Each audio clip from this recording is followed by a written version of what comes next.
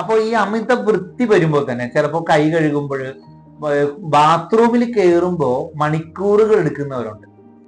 ബാത്റൂമിൽ കയറിയിട്ട് കുളിക്കുക, വെള്ളം ഒഴിക്കുക, പിന്നെ അത് താഴേന്ന് വെള്ളം തെറിച്ച് വീണ് വീണ്ടും അത് വൃത്തിയാക്കുക, അങ്ങനെ അത്രയും വൃത്തികൾ പല രീതിയിൽ കാണിക്കുന്ന വ്യക്തികളുണ്ട്. അത് ചെറുപ്പവും വലിപ്പവും ഒന്നും ഇതിന് വ്യത്യാസമില്ല. എത്ര പ്രായമായവരിലും ഉണ്ടാകും, എത്ര കുട്ടികളിലും ഈ അമിത വൃത്തി അല്ലെങ്കിൽ അതുപോലെ തന്നെ ഇത്തരം ഏത് രീതിയിലുള്ള OCD-കൾ വന്നുപെടാറുണ്ട്. അപ്പോ ഇതിൽ നിന്ന് മുക്തി നേടണമെങ്കിൽ ആദ്യത്തെ ഒരു ബേസ് പടികള് നമ്മൾ just aware about our self. നമ്മൾ എന്താണ് ചെയ്യുന്നത് എന്ന് നമ്മൾ തന്നെ അറിയുക.